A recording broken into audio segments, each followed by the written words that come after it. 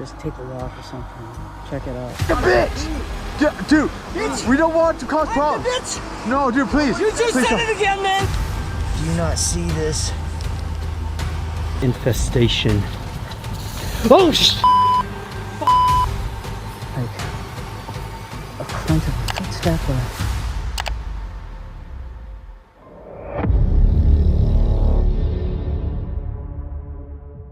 In this unsettling encounter, exploring with me, Marlowe C. documents a solo wild camp deep inside a dense and isolated forest. Everything begins uneventfully. After a stormy, rain-soaked day, she sets up her shelter.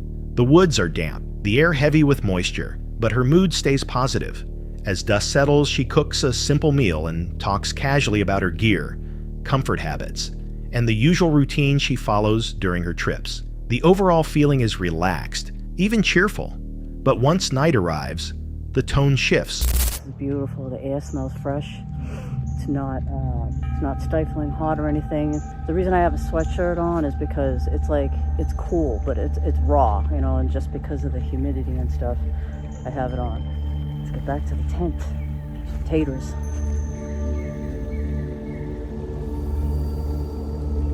Hello, and welcome back to Taters in a Tent. Who doesn't love good mashed potatoes? Nice and creamy. Should have brought some pepper, but you know, what are you gonna do? Mashed potatoes. I know, it's exciting, isn't it? Wonder if we're gonna get more rain. Let me just show you what the sleep system is, I guess if you want to call it a system, while we still have some daylight. Okay, Trekology pillow, camping quilt by Hawk Coco, Nemo tensor, 25 by 72, foil mat. So that's what we got going on. Around 11 p.m., Marlowe prepares to turn in, arranging her minimalist sleep setup. A camping quilt, a foam mat, a small pillow. She mentions how the lingering dampness makes the air feel raw, almost cold despite the temperature. Then she turns off the lights. Only moments later, the atmosphere changes. It begins with a sudden sense of unease, like she's being watched. At first, she tries to brush it off. Maybe nerves, maybe the stillness is distorting her perception. But then a sound breaks the silence, a single step in the forest. Not the flutter of a small animal, something heavier, more intentional. Marlowe, a seasoned camper who never ends a trip prematurely, suddenly finds herself contemplating a choice she's never faced before.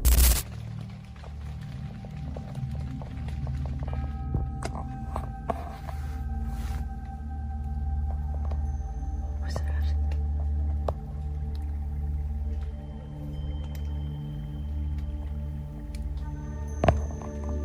Thought I heard like footsteps or something. I've had an uneasy feeling all night.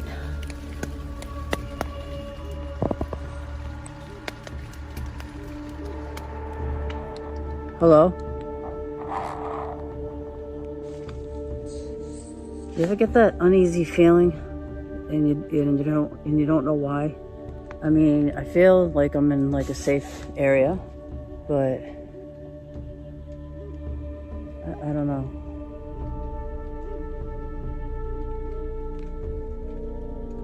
Maybe we should just take a walk or something and check it out. I've never bailed on a camp. I mean, it's crossing my mind, but I've never bailed on a camp, whether it was a regular camp, a stealth camp, or a wild camp, so. Leaving the site behind, she steps outside. The rain has passed, yet the quiet feels dense, almost as if the entire forest is holding its breath. She notes that what she's sensing doesn't feel like normal wildlife. This presence seems deliberate, focused, and it isn't fading. Eventually, the tension rises to the point where she has to act. She makes a rare decision to pack up and head out, fast. Oh boy. Yeah, I don't know, you know. I've never bailed a camp. Sorry, I'm just like wiping my face.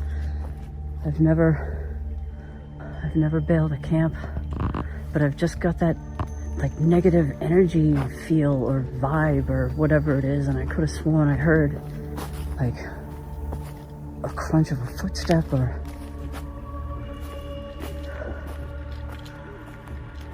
it's definitely something that you feel like deep in the pit of your stomach.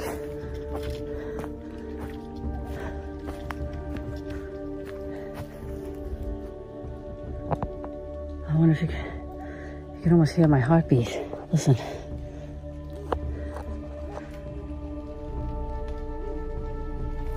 I don't know if you could even hear that. I don't know why I did that, but my heart is just beating out of my chest. So I'm gonna keep on walking, guys. And I will see you when I get back to the car. Oh, this sucks. Silent. The takedown isn't filmed, but she explains it afterward. While collecting her gear, she notices a brief glint of reflected light far off in the trees. Maybe eyeshine, maybe something else.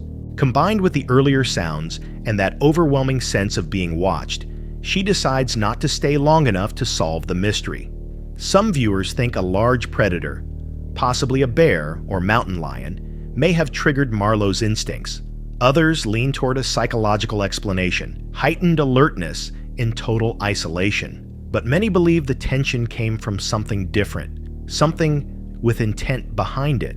Have you ever felt watched in the forest when no one was supposed to be there? Or was something out there that night, tracking every move from just beyond the tree line? Is a disturbing encounter filmed by Brody22, a TikTok creator known for posting trail riding clips, mountain biking adventures, and outdoor trips with friends. His content typically showcases scenic forest paths, first-person views from the handlebars, and moments filled with energy and challenge. On June 28, 2025, during what was supposed to be an ordinary ride along wooded bike trails, Brody and a friend unexpectedly come face to face with something far more unsettling than rough terrain. Holy shit, that's pretty. That's so sick. Oh, dude. Yo. Oh, I'm sorry, man. I didn't mean it, eh? I mean, like, if you're making fences, like, might as well make them nice. Nice fences are nice. And you guys have got the spot. I like it. I like it, guys. It's good. Really good. I mean, I've never seen that before.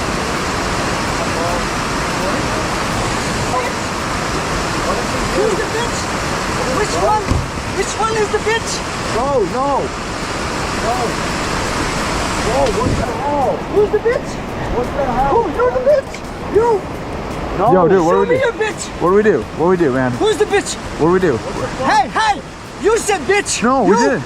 You're good. No, I didn't say anything. I didn't say. While pausing near a picturesque bridge to take in the view of a nearby waterfall, the pair are suddenly confronted by a stranger who appears without warning.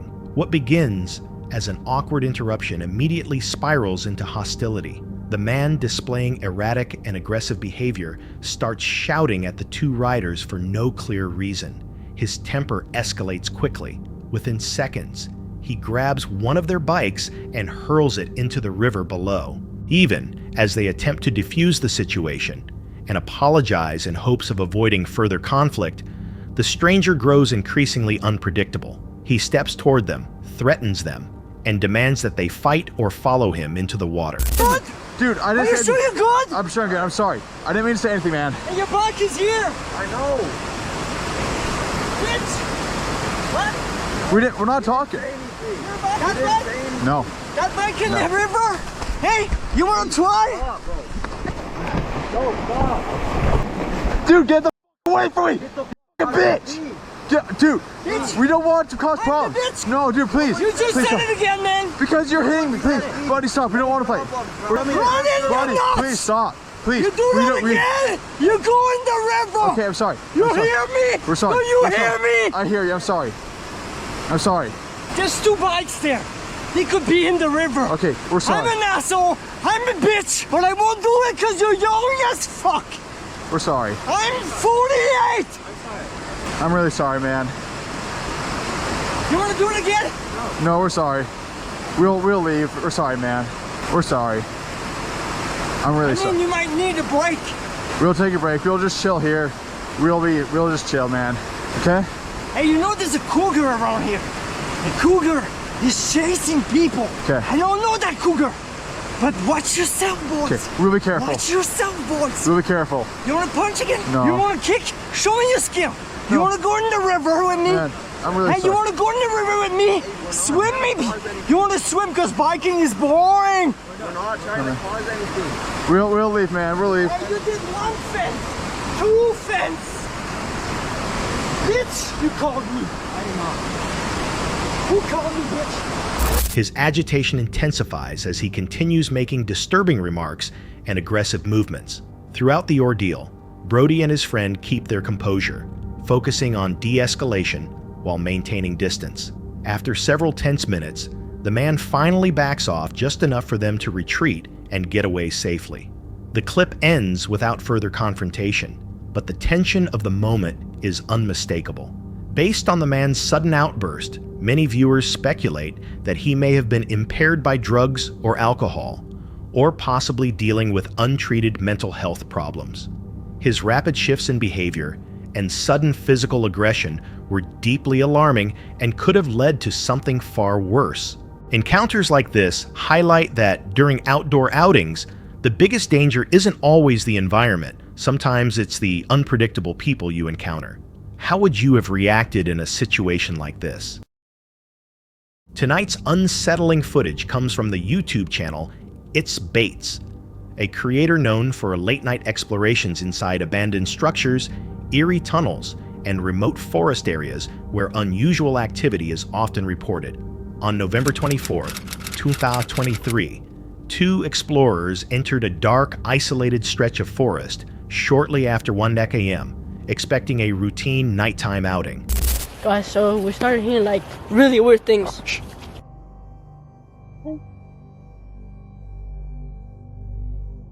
There's like lots of people or something. There's like children. Like full on screaming, bro. You know, we just came to the forest, you know, wanted to explore. Yeah. What the heck was that? What the heck was that? I thought I saw a light, bro. So. Oh, look. What the? Bro, look. What is that? You see that? Saw something, like lights, bro. Let's go. It's weird as hell, bro. Like actually, bro. That is like interference, bro. Let's go in. Really? Yeah, bro, look.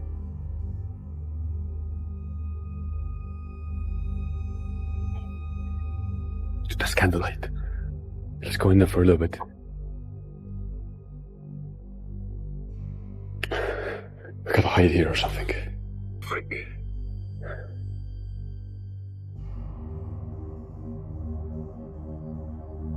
Where's this place, bro?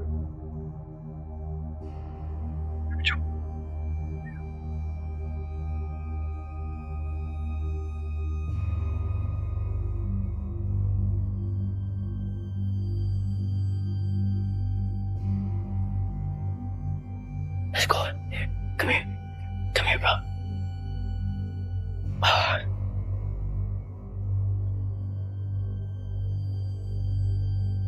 Oh, there's whistling.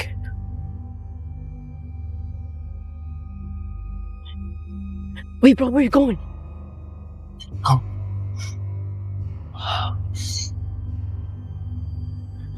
Bro. Be quiet, dude. People there, I swear. They're like a cult or something, dude. They had candles, I swear. They had candles? Dude, I swear. I swear on everything, they had candles. Keep the footage uncut. Okay.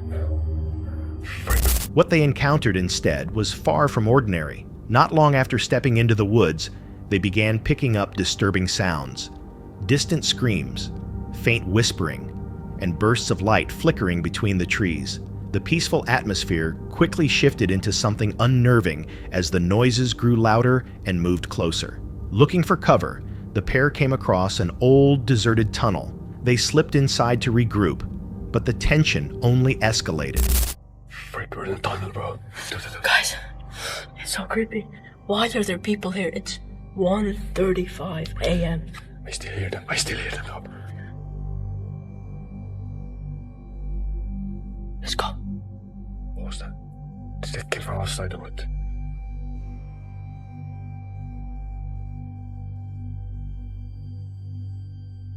Can you see them? No, no. Let's go to tunnel. Dude, let's go. Wait. Dude, go.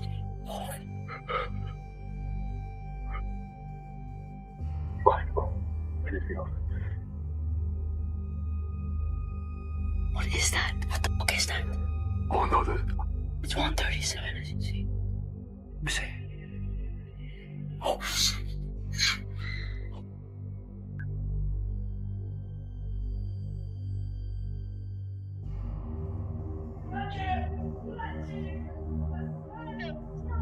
You see that?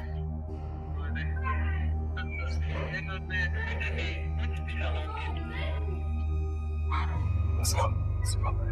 Dude, going to the tunnel. What do we do? Do we go to the other side? What the fuck is going on? There's a cult outside. I think they're coming in, bro. I swear it's a cult, bro. They had candles in their freaking bed music, bro. Let's go. Dude, let's go. They're outside. Dude, I'm sorry. Hey, no, dude, let's go. Let's go to the other side of the tunnel and then let's get the hell out of here. Dude, this is satanic, bro. I swear. Yesterday we saw that upside down cross on the house, and now it's like there's like people with candles and they're playing music. I swear, bro. Look, freaking 666, bro. This whole place is satanic. I swear, bro. Wait.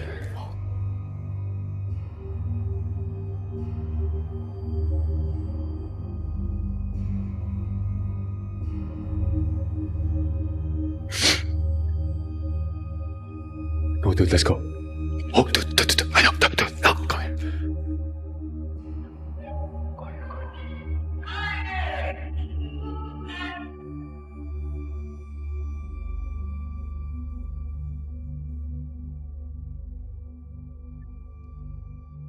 Dude, go.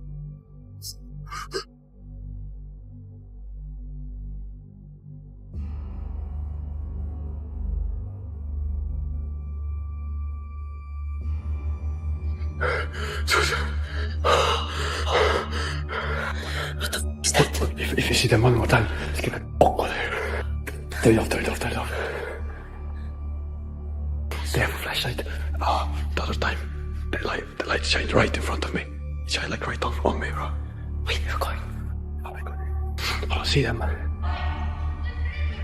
Dude, they have like lights, bro. They have lights. Turn it off.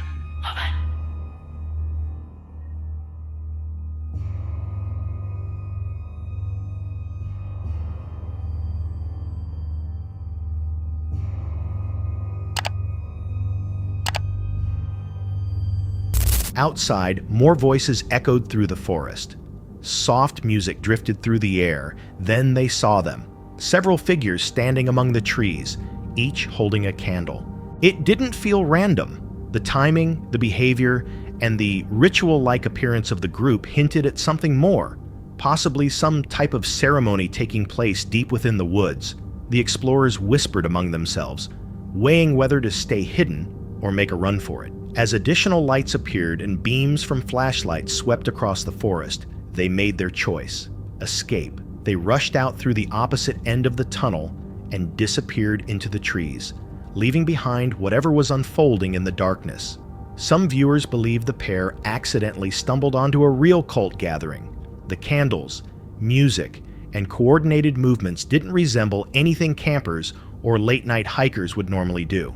And considering this wasn't their first time finding unsettling symbols, including an inverted cross, in the same area, the implications are difficult to ignore. What kinds of rituals might be taking place in remote forests like this? And more importantly, what could have happened if the explorers had been seen, or even confronted? Would you return to the woods after witnessing something like that?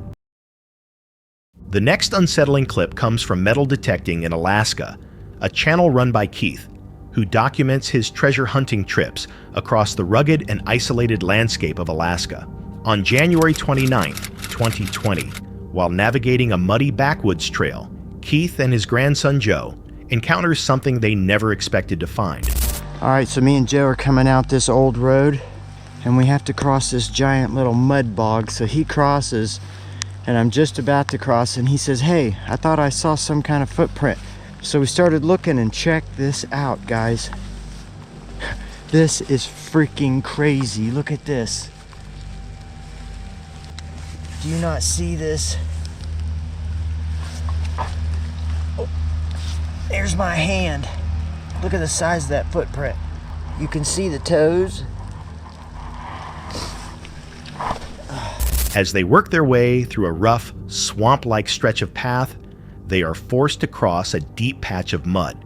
After Joe reaches the other side, he calls out to Keith, pointing towards something partially buried in the muck. When Keith gets closer, they realize they're looking at an enormous footprint, pressed deeply into the ground and surprisingly well preserved. Wow. I think that's like a Bigfoot footprint, dude. Yeah, that's crazy. Others probably stepped here. It looks like a right foot. And then jumped. Over there and kept on going. Wow, that's crazy. Look, there's another big mud hole up there. Let's go up there and see if we might see another one. Yeah. Bigfoot! The track is large enough to dwarf an adult hand, and its shape is unmistakably foot-like, complete with clearly defined toe impressions. It doesn't match any print left by local wildlife, and there's no indication of a shoe tread or boot mark.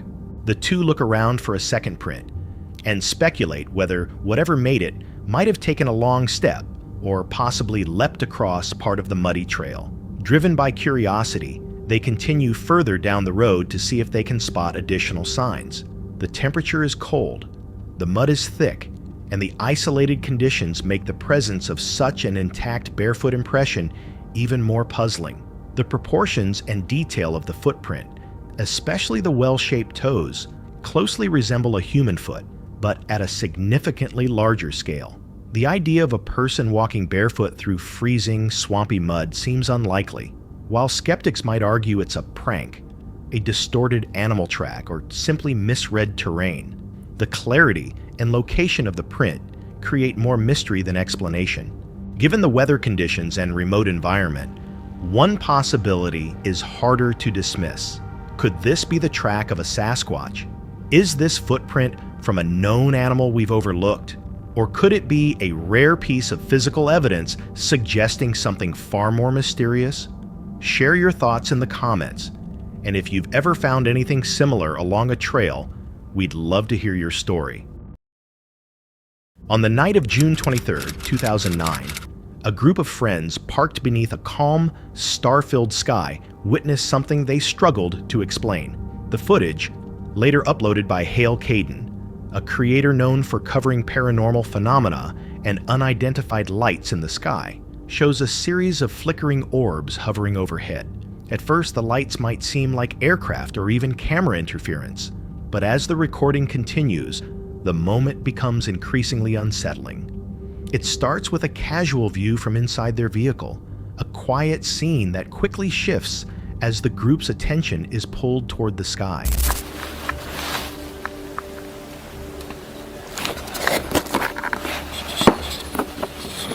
Yeah, looks like they're recording. Are there lights still there? Still in the same place. Can I borrow that?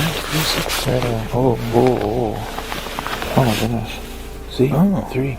And in a different position. That's cool. I should get the telephoto and then zoom.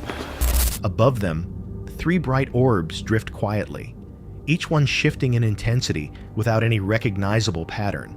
The pulsing isn't consistent or rhythmic, and the lights refuse to mimic any normal behavior associated with commercial planes, helicopters, or drones. As the group adjusts their angle, zooming in and out, the lights still fail to show predictable movement. Most strangely, the orbs seem to change position depending on where each person stands. Moving just a few steps in either direction changes how the orbs appear, almost as if they exist from some viewpoints but vanish or shift from others. Trying to capture the moment more clearly, the group cycles through several pieces of equipment: night vision cameras, smartphone lenses, and long-range optics. Yet regardless of which device they use, the lights distort on camera, warping in ways that make it difficult to tell whether they're extremely distant or disturbingly close. Despite the odd visuals, the group stays remarkably calm. There's no panic or dramatic outburst, just quiet, focused tension as they sit near a small fire, staring upward. As they continue recording, the moment becomes more personal. One person comments on how close the orbs look through a telephoto lens, and that observation seems to shift the mood. Whatever they're seeing no longer feels harmless. It feels uncomfortably intimate. Throughout the recording, the lights repeatedly appear, disappear, and reappear, always in different positions, always a little off. Their pulsation pattern doesn't match any known flight signals or navigation lights. The group throws around theories: lens flare, insects, distant aircraft. But none of those explanations fit the precision, placement, or strangely organic way the lights behave.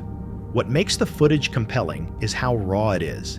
There's no dramatic soundtrack, no editing meant to heighten the moment, just a handful of people quietly filming something unusual with whatever cameras they had.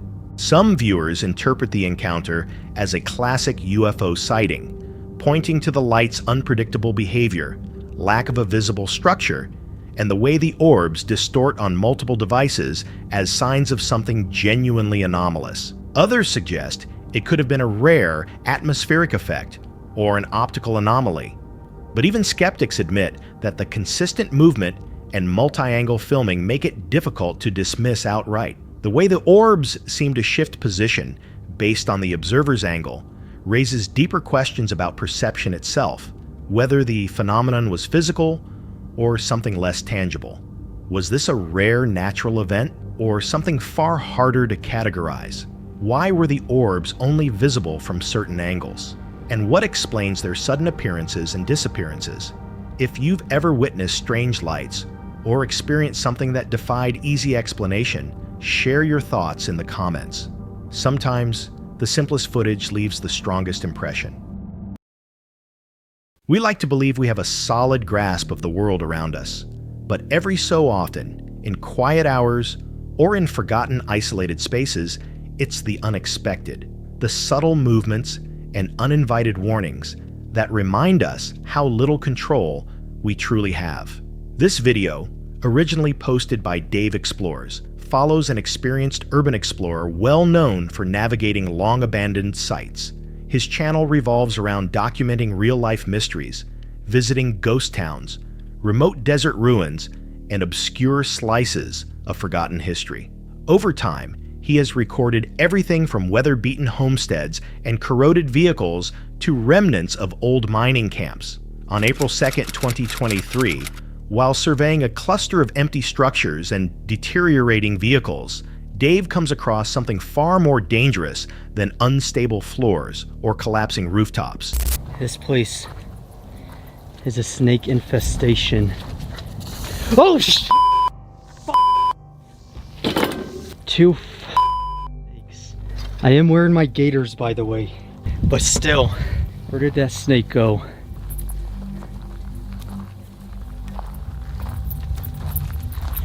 So this is that other vehicle I was referring to. Turns out it's just a cab. And looking back at what we just looked at, that's the building with the Toyota Corolla. And there's that other house right there, which we're not even going to. So let's continue onward. Like, I'd love to see what's in that house, but it's just not gonna happen. Not today.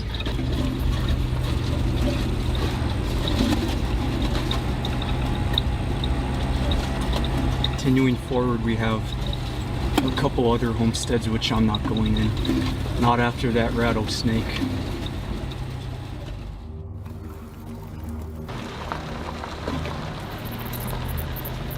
Two snakes, one likely a gopher snake, and the other unmistakably a rattlesnake. The situation intensifies immediately. The rattlesnake coils and strikes toward Dave.